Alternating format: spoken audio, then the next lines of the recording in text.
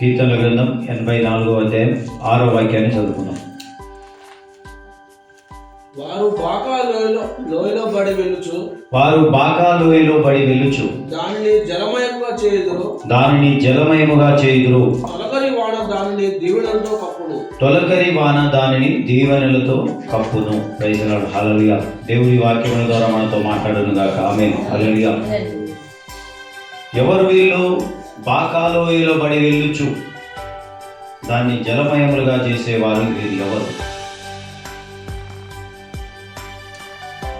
బాకా లోయ అంటే ఏంటి అని మనం కనుక గమనించినట్లయితే, ఇప్పుడు చాలా చాలా చరిత్రలు ఉన్నాయి.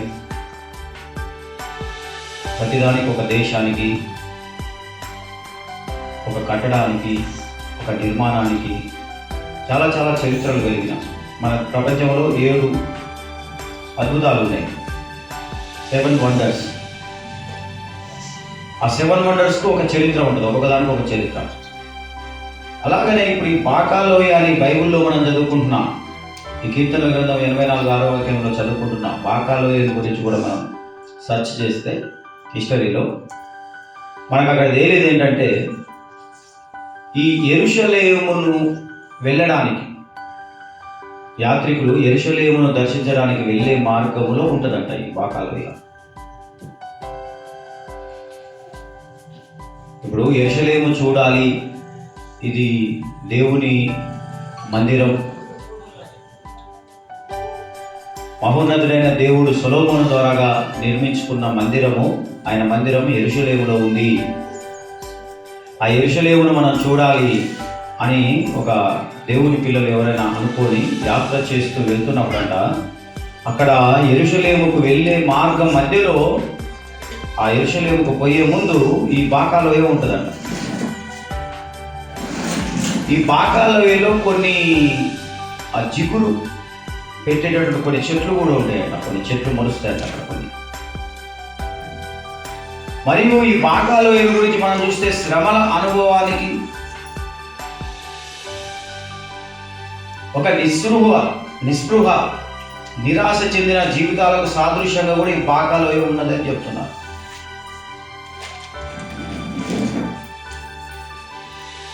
ఇమ్ము తక్కువగా ఉంటుందంట. నీరు పూరని లోయ ఎక్కువ శాతంగా.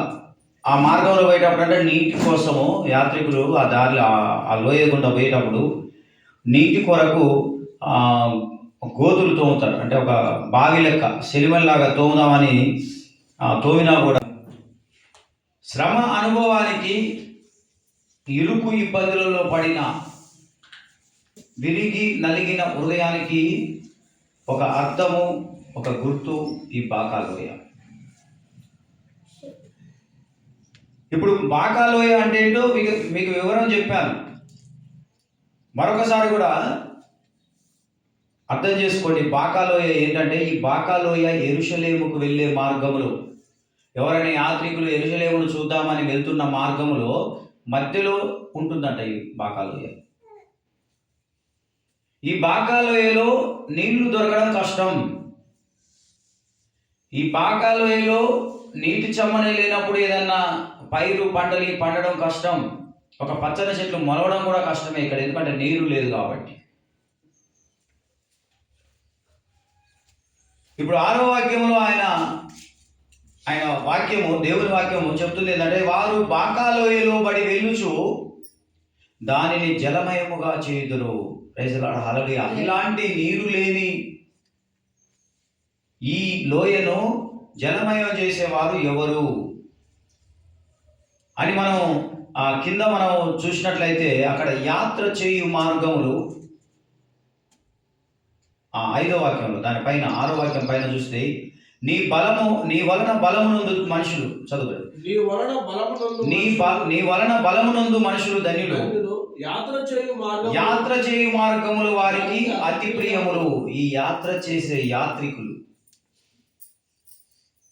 ఆ యాత్ర చేసే యాత్రను కూడా ఇష్టపడి చేసే యాత్ర చేసే యాత్రికులు, దేవుని పరిచర్యనైనా, విశ్వాస జీవితమైనా, సేవకుడైనా, విశ్వాసులైన భక్తుడైనా దేవుని సేవకుడైనా, భక్తుడైనా, దేవుని నమ్మిన ఎవరైనా ఇష్టముతో చేయాలన్నమాట భక్తి. కష్టంతో కాదు, ఇష్టముతో చేసే వారికి ఒక కృపను దేవుడు ఇస్తున్నాడు. ఏంటంటే ఎండిన భూమిని కూడా జలమయముగా చేసే ఒక కృప. ప్రైజ్ ది లార్డ్, హల్లెలూయా. ఎండాకాలంలో వర్షాలు ఒక 2 సంవత్సరాలు పడకపోతే భూమి ఎట్లయితే నెరలు విడుస్తుంది, భూమి పగుళ్ళు వస్తుంది, ఎక్కడికక్కడికి నెరలు విడిసి ఈ భాగాలుగా విడిపోయి పగిలిపోతుంది భూమి. ఎందుకు? నీటి చెమ్మ లేకుండా. అలాంటి నీటి చెమ్మ లేని లోయలో విషాదకరమైన జీవితాలు కలిగిన వారి జీవితాలలో ఒక నీటి చెమ్మను, ఒక ఆనందమును కలుగజేసేవారు ఈ బాకాలోయలో ప్రయాణం చేస్తూ దానిని జలమయం చేసేవారు. వారు దేవుని సేవకులే. ప్రైజ్ ది లార్డ్, హల్లెలూయా. ఈ దేవుని సేవకులు ఎలాంటి దేవుని సేవకులు అంటే జలమయము చేస్తూ, అంటే వారు వెళ్ళిన మార్గం అంతటా కూడా పరిశుద్ధాత్మ అభిషేకము, పరలోకము నుండి కురిసే వర్షాన్ని తీసుకొని వెళ్తారు. పరిశుద్ధాత్మ అభిషేకము కలిగిన దైవ సేవకులు. ప్రైజ్ ది లార్డ్, హల్లెలూయా. ఈ సేవకు నేను వచ్చిన 2008లో వచ్చిన తర్వాత నాకు కలిగిన అనుభవం ఏంటంటే, ఈ చర్చి పేరు రాయకూడదా అని ఒక ఆయన అడిగినాను.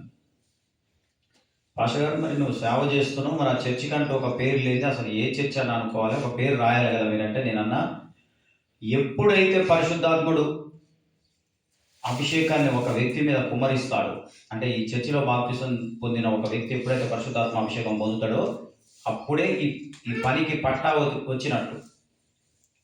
ఇప్పుడు డాక్టర్ అంటే ఎంబీబీఎస్ డాక్టర్ అంటే ఒక ప్రత్యేకత ఉంటుంది. ఎవరైనా ఆర్ఎంపీ డాక్టరే కదా అన్నట్టుగా ఉంటుంది. ఆయన ట్రైనింగ్ చేసిండో నేర్చిండో. అదే ఎంబీబీఎస్ అని బోర్డు పెట్టుకోవాలంటే దానికి అంత చదవాలేను. ఆ చదువు అంతా చదివి నువ్వు పాస్ అయ్యి ఆ పట్టా పొందితే ఆ పట్టా ఇస్తారు నీకు, ఎంబీబీఎస్ పాస్ అయినది. ఆ పట్టా నీకు వస్తే అప్పుడు ఎంబీబీఎస్ అని రాసుకుంటావాడ. నేను అంతే భావించిన. ఇక్కడ ఎవరినైనా దేవుడు అభిషేకించేదాకా ఈ సేవ దేవునికి ఇష్టమైందని నేను అనుకోలేను. అప్పటిదాకా నేను ఈ చర్చి పేరు రాయను అని చెప్పిన. అప్పుడు 19వ తారీఖు 9వ నెల 2009 సంవత్సరాన ఈ చర్చిలో బాప్తిస్వం పొందిన ఒక వ్యక్తిని దేవుడు అభిషేకించాడు. ప్రైజ్ ది లార్డ్, హల్లెలూయా. దానికి కృతజ్ఞతగానే మనం ప్రతి సంవత్సరం పరిశుద్ధాత్మ పండుగ చేసుకుంటాం. 9వ నెల 19వ తారీఖు, ప్రతి సంవత్సరం 9వ నెల 19వ తారీఖు మనం పరిశుద్ధాత్మ పండుగ చేసుకుంటున్నాం కృతజ్ఞతగా. వీరు బాకాలోయలో పడి దానిని జలమయంగా చేసే సేవకులు. వారు వెళ్ళే మార్గంలో దేవుడు అభిషేకమును వర్షముగా, ఆత్మవర్షంగా ఆయన కురిపిస్తూ ఉన్నాడు. ఆ అభిషేకం పొందిన వారి విషాదకరమైన జీవితం మాధుర్యంగా మారుతుంది. అనుభవం కలిగిన వారి జీవితం మాధుర్యంగా మారుతుంది. అయ్యో, దేవుని అభిషేకము నా పైన కుమ్మరించబడ్డది, దేవుని శక్తి నాకు అనుగ్రహించబడదు, కాబట్టి నేను ఇంకా ఈ లోయలో కాదు, ఎలాంటి గాఢంధకార లోయలో నేను సంచరించినా కానీ నేను దేనికి భయపడను. ప్రైజ్ ది లార్డ్, హల్లెలూయా. కీర్తనకారుడైన దావీదు అంటాడు చూడు, 23వ అధ్యాయం, కీర్తనలు 23వ అధ్యాయం అంటాడు చూడండి. ఒక ధైర్యముతో, ఒక ఆదరణతో నింపబడిన వాడై దావీదు మాట్లాడుతున్నాడు. 23:4 వాక్యంలో దావీదు అంటాడు, గాఢాంధకారపు లోయలో నేను సంచరించినను ఏ అపాయమునకు భయపడను. ఆమేన్, హల్లెలూయా. దేవుని నామానికి మహిమ కలుగును. బాకా లోయను మనం చూస్తే, దాని గురించి తెలుసుకుంటే, అది నీరు దొరకని లోయ, పచ్చదనము లేని లోయ, ఒక మరణ అనుభవం కలిగినటువంటి ఒక లోయ, ఒక చేదైన అనుభవం, బలభరితము లేని, ఒక ఏ పనిలో కూడా సక్సెస్ గాని జీవించే వారి హృదయానికి ఒక గుర్తుగా ఉన్న లోయ. కానీ అలాంటి అనుభవంలో నుండి దేవుని ఆశీర్వాదం పొందిన, దేవుని అభిషేకాన్ని రుచి చూసిన దావీదు అంటాడు, గాఢాంధకార లోయలో, ఈ బాకా లోయనే కాదండి, మరణ అనుభవం కలిగిన లోయనే కాదండి, ఇంకా భయంకరమైన లోయ, గాఢాంధకారమైనటువంటి లోయ, భయాన్ని పుట్టించే లోయలో నేను సంచరించిన నేను దేనికి భయపడను. ఎందుకు భయపడను తెలుసా? యెహోవా నా కాపరిగా ఉన్నాడు. ప్రైజ్ లార్డ్, హల్లెలూయా. యెహోవా నన్ను పచ్చిక గల బయలు నుంచి ఈ గాఢంధకార లోయ దాటిన తర్వాత, ఈ అనుభవం దాటిన తర్వాత నాకు పచ్చిక గల బయళ్ళను దేవుడు నాకు చూపిస్తాడు. ఈ లోయ నుంచి నన్ను చక్కగా ఎక్కడికి నడిపిస్తాడు తెలుసా? నీరు పారేటటువంటి పచ్చని పచ్చిక కలిగిన స్థలానికి దేవుడు నన్ను నడిపిస్తాడు. కాబట్టి ఈ జీవితంలో వచ్చే చిన్న చిన్న ఈ మరి ఇబ్బందికరమైన పరిస్థితులు, బాధను కలిగించే పరిస్థితులను బట్టి నేను భయపడను. ప్రైజ్ లార్డ్, హల్లెలూయా. గాఢంధకార లోయలు వస్తుంటాయి ఆత్మీయుల జీవితాల్లో కూడా. ఒక పని నువ్వు ఎంత ప్రయత్నించినా కూడా అది ఒక్కొక్కసారి అపజయాల పాలవుతుంటుంది, మనం అవమానాల పాలవుతుంటాం. కానీ ఇటువంటివన్నీ మనకేం తెచ్చి పెడతాయంటే దాని గురించి, ఆ లోయ గురించి నేను అక్కడ చదివినప్పుడు, ఈ బాకా లోయ అంటే ఏంటి, ఇది ఎక్కడ ఉందని నేను చదివినప్పుడు అక్కడ ఎక్కడంటే ఇది ఉంది తెలుసా? ఫిలిష్తీయులకు ఇశ్రాయేలు ప్రజలకు మధ్యలో దావీదు ఎక్కడైతే యుద్ధం చేసిండు చూడండి, నిన్న మన పోయిన వారం అనుకుంటా వాక్యం వచ్చింది. దావీదు ఒక గొలియాతు మీద యుద్ధం చేసిండు చూడండి, ఆ ప్రాంతంలోనే ఉందంట ఈ లోయ. ప్రైజ్ లార్డ్, హల్లెలూయా. ఈ అనుభవము మనకు ధైర్యాన్ని కలిగిస్తుందంట. ఈ నీరు లేని లోయ మనకు పరిశుద్ధాత్మ అభిషేకం పొందుకునేటట్టు చేస్తుందంట. మనలో ఉన్న గర్వం అనేది, మనలో ఉన్న అహంకారం అనేది అంతటి దూరం చేస్తుందంట ఈ లోయ. దేవుని నమ్మినాక మనకు వచ్చే కష్టాలన్నీ కూడా మనలో నుండి దేవునికి ఇష్టం కాని అన్నిటిని దూరం చేస్తాను. ప్రైజ్ లార్డ్, హల్లెలూయా. కనుక దేవుని నమ్మకం ఉందంటే నువ్వు బాధపడ్డవేమో కానీ, దేవుని ఎరగక ముందు నువ్వు ఒక డిప్రెషన్లకు వెళ్ళి ఇంకా బ్రతకడం దండగాని నువ్వు అనుకున్నావేమో కానీ, యెహోవా దేవుని నువ్వు కాపరిగా పెట్టుకున్న తర్వాత దావీదు వలె ధైర్యంగా ఉండవలసిన అవసరం ఉన్నది. ప్రైజ్ లార్డ్, హల్లెలూయా. దావీదు వలె నిన్ను ధైర్యంగా మారుస్తాడు. అప్పుడు నువ్వు అంటావు, గాఢంధకార లోయలో నేను సంచరించిన నేను భయపడను. ఇంతకుముందు అంటే భయపడ్డాను. యెహోవా అనే దేవుడు ఉన్నాడని నాకు తెలియకముందు, యెహోవాను నాకు కాపరిగా నేను పెట్టుకోకముందు నేను భయపడ్డాను. కానీ ఇప్పుడు నాకు ఆయన కాపరిగా ఉన్నాడు. ఎన్ని కష్టాలు వచ్చినా, ఈ పొద్దుగులు నాకు కష్టం అనిపించినా, నైట్ నన్ను కలలో ఆయన దర్శిస్తున్నాడు. ఈ రోజు వచ్చిన కష్టం రేపు ఉండదు అనే అనుభవం నేను తెలుసుకున్నాను. కాబట్టి మహోన్నతుడైన దేవుడే నాకు కాపరిగా ఉండి నడిపిస్తుంది. కాబట్టి నాకు ఏ బాధ వచ్చినా కూడా నన్ను అది ఏం చేయలేదు. ఎందుకంటే ఆ బాధ కూడా నన్ను సరిగా నడిపించడానికే అది వస్తుంది అని ఒక ధైర్యం మనం పొందుకుంటాము కూడా. చూసినట్లయితే కింద చూడండి, నీ దండము నన్ను గాఢంధకార లోయలో నేను సంచరించిన ఏ అపాయానికి భయపడను. నీవు నాకు తోడయుందువు, నీ దుడ్డు కర్రయు నీ దండమును నన్ను ఆదరించును. దుడ్డు కర్ర అంటే ఈ దండమును గురించి మనకు ఇప్పుడు మరి దాని గురించి నాకు కూడా బాగా తెలియదు వాస్తవంగా. కానీ ఈ దుడ్డు కర్ర గురించి మనం చూస్తే ఇట్లా వంక తిరిగి ఉంటుంది ఆ కట్టె. ఇప్పటికి కూడా కాపర్ల దగ్గర ఉన్నాయని చెప్తున్నారు. మరి నేను నాకు పెద్ద కనపడలేదు. మరి ఇప్పుడు గొర్రెలు కాసే వాళ్ళే తక్కువ, ఇప్పుడు కాసే వాళ్ళంతా కొత్త వాళ్ళు. అంత పెద్ద పాత కాపర్ల లాంటి అనుభవం ఉందని నేను అనుకోను. ఎందుకంటే పాత కాపర్లకి ఇప్పుడున్న కొత్త కాపర్లకు ఏంటి వ్యత్యాసం అంటారా? పాత కాపర్లు అంటే అడవిలో పండుకోవాలి, ఎలుగుబంట్లు వస్తాయి, పులులు రావచ్చు, సింహాలు రావచ్చు, అడవి మృగాలు ఏవైనా రావచ్చు. ఎందుకంటే ఆ ఆడపిల్లను తీసుకుపోవడానికి,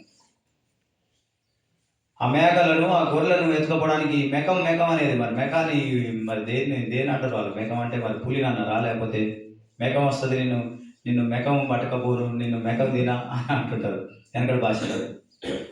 మెకం అంటే ఏందో మరి, అది చిరుత పులి, మరి పులి ఇంకేమిటో. అప్పటి కాపర్లు వేరు. వాళ్ళు చాలా ధైర్యంగా అవసరమైతే ఆ పులులకు, సింహాలకు ఎదురుగా పోయి కూడా ఆ మందను కాపాడుకునేవాళ్ళు. ఇప్పటి కాపర్లకు ఏంటిదో చెప్పను, అప్పటి కాపర్ల తేడా. ఇప్పుడు కాపర్లు ఏం చేస్తారంటే, ఒక కాపరి గొర్రెలను తోలుకొని పోతుండు, బైక్ మీద పోతుండు, ఆ గొర్రె ముంగల పోతుంది. ఆ బండ్లకు అడ్డం పోయినా, ఏం బండ్లకు అడ్డం పోయినా ఆయన చలించాక ఆయన బైక్నే తోలుకుంటూ వస్తుండు. అలా ఆ నాన్నోళ్ళకి కర్రీ కొద్దిగా ఆడదాకా దోలకపోరు అన్నట్టుంది. చిన్న బైక్ మీద ఈయన బైక్ నడుపుకుంటే దాంట్లో దోలకపోతుంది. కాబట్టి ఇప్పుడు కాపర్ల దగ్గర మనం ఆ దుడ్డు కర్రలు మనం చూడలేకపోవచ్చు. కానీ వెనకటి కాపర్ల దగ్గర మనం చూస్తే దుడ్డు కర్ర దేనికి ఉపయోగించాడు ఆ కాపర్ అంటే చెప్పనా? ఒక మార్గం తప్పిపోయే గొర్రె, ఇటు దారి ఇటు ఆడిపోతుండే చూడు, ఆ కాలుకేసి వెనక కాలుకేసి ఆ దుడుకర ఇట పెట్టి గుంజి మళ్ళీ ఈ మందలు చేర్చడానికి. అంటే దాన్ని ఆత్మీయ అర్థం మనం చూసినట్లయితే సంఘం అంతా ఒక సైడ్ దేవుడు నడిపిస్తుంటే ఒక్కొక్కరు కొత్త రూట్లో పోతుంటాం. సంఘం అంతా ఒక పక్క పోతుంటే ఈయన వెరైటీగా పోతుంటాడు. వెరైటీగా పోయినప్పుడు ఆ దుడుకర వేసి ఇక గుంజుతాడు. అప్పుడు నీ కాలు నొప్పిలేస్తుంది. ప్రజలాడ హల్లెలూయా. ఈ కాలుకి తొట్టికేసి ఇక గుంజే వారికి ఏమైతుంది, ఈ కాలు అబ్బాబా అంటాము. అంటే ఆ ఒక అనుభవం, ఆ శ్రమ అనుభవం మనకేం చేస్తుందంటే ఈ సంఘములో దేవుడు స్థిరపరచడానికే, మనం దారి తప్పిపోకుండా సరైన దారిలోకి తీసుకురావడానికే ఆ శ్రమ వస్తుంది తప్ప యేసు ప్రభు మనని ఇంకా శ్రమల పాలు చేసి ఆయన సంతోషపడే దేవుడు కాదు. కాబట్టి ప్రియమైన సోదర మనము ఎలా ఉండాలి, ఈ కొత్త నిబంధన సంఘమైన మనం ఎలా ఉండాలో తెలుసా? లోకములో ఉండి బాధలలో ఇబ్బందులలో ఉన్న వాళ్ళు ఉంటారు చూడండి, వాళ్ళు మన దగ్గరికి వచ్చిరంటే వాళ్ళు ఒక కొత్త చిగురు పెట్టాలి. ఒక తొలకరి వానలాగా ఉండాలి మన మాటలు.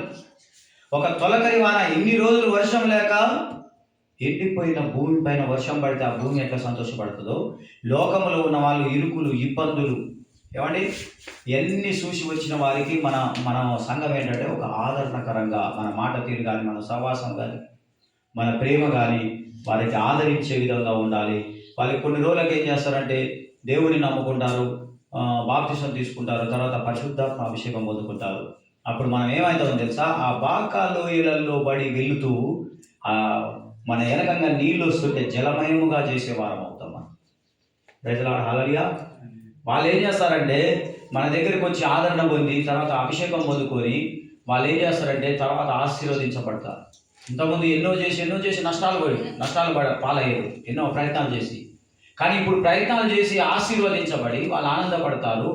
మనం ఆ పాకాలు అంటే ఈ చేదైన అనుభవాలను కష్టాలను మనం జయించుకుంటూ ముందుకు వెళుతూ వెనక వచ్చే వారిని మనం ఆదరించుకుంటూ వారిని కూడా ఆశీర్వదించబడే వారినిగా మనం చేస్తాం. కాబట్టి ఈ వాక్యం మన విషయంలో అప్పుడు నెరవేరుతుంది. సేవకులమైన లేకపోతే విశ్వాసమైన మన జీవితంలో సంఘం వారి పట్ల నెరవేరుతుంది. ఏమని అంటే వారు బాకా లోయలలో పడి వెళుతూ దానిని జలమయముగా చేస్తారు. దాని కింద వాక్యాలు తొలకరి వాన ఏమంటారు? తొలకరి వాన మూలవాక్యంలో బాకా లోయలో బడి వెలుచు దానిని జలమయముగా చేయుదురు, తొలకరి వాన దానిని దీవెనతో కప్పును. ప్రైజ్లార్డ్ హల్లెలూయా. తొలకరి వాన పడంగానే ఏమవుతుందండి? తొలకరి వాన పడంగానే చిన్నగా మొలకలు ఎక్కడెక్కడ ఇన్ని రోజులు ఎండిపోయిన భూములలో ఏడ ఉంటాయో తెలియదు. ఆ మొలకలు ఇంత ఎండ కొట్టి భూమి అంతా ఎండిపోయి నెరలు విడిచిన తర్వాత కూడా ఆ భూమి ఏం చేస్తుందంటే ఎక్కడున్న మొలకలు మన ఏడ ఉన్న మొలకలు చిన్నగా మొలకెత్తుతూనే ఉంటాయి. ప్రైజ్లార్డ్ హల్లెలూయా. చిన్నగా మొలకెత్తుతూనే ఉంటాయి. ఆ విధంగా ఆ తొలకరి వాన అంటే ఇన్ని రోజులు లోకములో ఉండి నిరుత్సాహపడి అప్పుల పాలై ఇక బ్రతకడమే వ్యర్థము అనుకున్న వారి జీవితాలలో ఈ రోజున యేసయ్య ప్రపంచం మొత్తంలో మనం గమనిస్తే ఎంతో మంది జీవితంలో అపజయాల పాలై అవమానాల పాలై ఇక బ్రతకడము దండగాని ఆత్మహత్య వరకు వెళ్ళి తిరిగి వచ్చి వారు యేసయ్యను నమ్ముకొని గొప్ప గొప్ప విజయాలను పొందిన వారు ఈ రోజున సాక్ష్యాలు చెప్తున్నారు ప్రపంచంలో. యేసు ప్రభు నన్ను బతికించాడు. చాలామంది చెప్తుంటారు, నేను చనిపోవాలని ఒక ఎత్తైన స్థలానికి ఎక్కి దూకపోతున్నప్పుడు ఒక స్వరము నాతో మాట్లాడింది. నేను ఉరి పెట్టుకొని చనిపోదాం అనుకున్నప్పుడు ఒక స్వరము నాతో మాట్లాడింది అని చాలామంది చెప్తుంటారు. హాస్పిటల్లో కూడా నేను బతకడు ఇంటికి తీసుకుపోండి అని చెప్తే కూడా నా దగ్గరికి కొంచెంమంది దేవుడు నమ్ముకున్న వాళ్ళు వచ్చి ప్రార్థన చేసినప్పుడు దేవుడు నన్ను బతికించాడని చెప్తారు. చూడండి, ఎక్కువ శాతం యేసయ్య నమ్ముకున్న వాళ్ళలో మీరు చూడండి ప్రపంచం మొత్తం అపజయాల పాలైన వాళ్ళు. దాని గురించి కొరింథీ పత్రికలో ఒక మాట చదువుకుందాం. కొరింథీ పత్రికలో ఒక మాట అంటాడు చూడండి. కొరింథీ పత్రికలో ఇలాంటి బాకా లోయ అనుభవంలో నుంచి వచ్చిన వాళ్ళు చూడండి ఈ రోజున వారిని గురించి దేవుని వాక్యం ఏమంటుందంటే అలాంటి వారిని దేవుడు కోరుకుంటున్నాడట. మొదటి కొరింథీ అపోస్తలుడైన పౌలు కొరింథీయులకు రాసిన పత్రిక మొదటి పత్రికలో 1వ అధ్యాయం 27వ వాక్యం అనుకుంటాం. 1:27 మొదటి కొరింథీ పత్రిక 1వ అధ్యాయం 27వ వాక్యం. ఏ శరీరియు దేవుని ఎదుట అతిశయింపకుండునట్లు జ్ఞానులను సిగ్గుపరచుటకు లోకములో నుండి వెర్రివారిని దేవుడు ఏర్పరచుకొని ఉన్నాడు. బలవంతులైన వారిని సిగ్గుపరచుటకు లోకములో బలహీనులైన వారిని దేవుడు ఏర్పరచుకొని ఉన్నాడు. ఎన్నికైన వారిని వ్యర్థము చేయుటకు లోకములో నీచులైన వారిని, తృణీకరింపబడిన వారిని, ఎన్నిక లేని వారిని దేవుడు ఏర్పరచుకొని ఉన్నాడు. ప్రజలారా హల్లెలూయా. లోకం అంటది తృణీకరిస్తుంది. మనం నీకు ఆస్తి లేదు, పాస్తి లేదు, నువ్వు మా దాంట్లో దేనికి పనికి వస్తావురా, నీ పొజిషన్ ఏంది, నా పొజిషన్ ఏంది అని మాట్లాడుతుంది లోకం.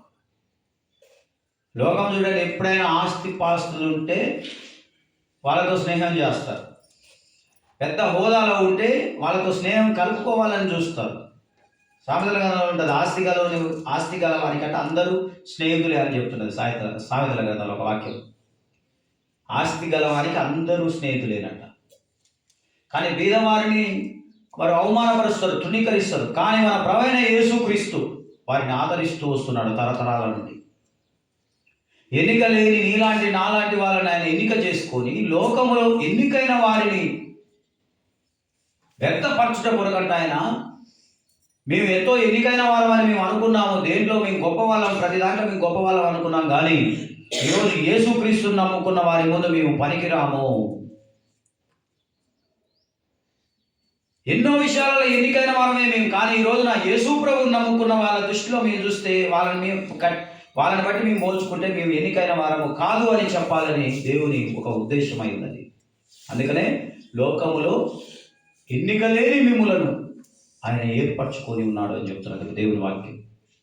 ఎందుకు ప్రభా ఎన్నిక లేని నన్ను నువ్వు ఏర్పరచుకున్నావు అంటే, లోకములో ఉన్న ఎన్నికైన వారము అని చెప్పుకునే వారు కూడా మీ విషయంలో వాళ్ళు చెప్పాలి కదా, మేము ఎన్నికైన వారం అని ఎన్ని రోజులు అనుకున్నాం, కానీ యేసు ప్రభువుని నమ్ముకున్నాక ఆ యేసు ప్రభు వారిని దీవించినాక వాళ్ళని బట్టి మేము చూసుకుంటే వాళ్ళ విషయంలో మేము ఎన్నికైన వాళ్ళం కాదు అనే మాట వాళ్ళు ఒప్పుకోవాలని ఆయన మనల్ని వేరుపరచుకున్నాడంట. కనుక మనకు ఆయన ఇచ్చిన రక్షణ ఎంత గొప్పదో, ఆయన మనల్ని పిలిచిన పిలుపు ఎంత గొప్పదో, నిన్ను నన్ను అసలు ఎంత ఆశ్చర్యకరంగా ఆయన ఏర్పరచుకున్నాడు. అసలు ఎట్ట మనకు సువార్త చెప్పిండో మనం వెనకకు పోయి చూసుకుంటే, ఈ సంఘంలో మనం దేవునికి పరిచయం కాకముందు, లేక దేవుడు మనకు ఒకరికొకరికి పరిచయం చేయకముందు మన జీవితాలు ఎక్కడ ఉండేనో, ఎట్లా పరిచయం అయినామో, అక్కడక్కడ చెదరగొట్టబడినట్టు ఆడొక వస్తువును ఏర్పొచ్చి దేవుడు ఒక ఇల్లులాగా, ఒక సంఘంలాగా మనల్ని ఎట్టగట్టిండో, ఇవన్నీ మనం ఆలోచించుకుంటే ప్రేమైన సోదరుడా, ఆయన ఎన్నిక, ఆయన ఏర్పాటు, ఆయన పిలుపు ఇది. కాబట్టి మన రక్షణ ఎంత గొప్పదో గుర్తు చేసుకోండి. ఎక్కువ ప్రార్థనలకు మీరు ప్రాధాన్యం ఇవ్వండి. మన జీవితాల్లో మన పనిపాటుల కొరకు, వీటి కొరకే కాకుండా కొంచెం దేవుని కొరకు కూడా ప్రాధాన్యతని ఇవ్వండి. ఎక్కడ స్వార్థ కూడికలు జరిగినా, ఆదివార ఆరాధన సమయం వచ్చినా కానీ దయచేసి ఈ 2026 సంవత్సరానికి ముందు మనం కొద్దిగా నిర్లక్ష్యంగా ఉండి ఉండొచ్చు, కానీ ఈ కొత్త సంవత్సరం నుంచి మీరు చూడండి, ఇప్పుడు సమయం కూడా టైం సెన్స్ ఉండాలని ఈ కొత్త సంవత్సరం కానించి ఇలా పొద్దున నేను తిరుమలగిరి పోతే ఒక పావుగంట ఇంకా ముందే పోయినా నేను ఆడికి ఆ ఫోన్ బంద్ చేయరా, ఇట్లా ఆఫ్ చేసి తర్వాత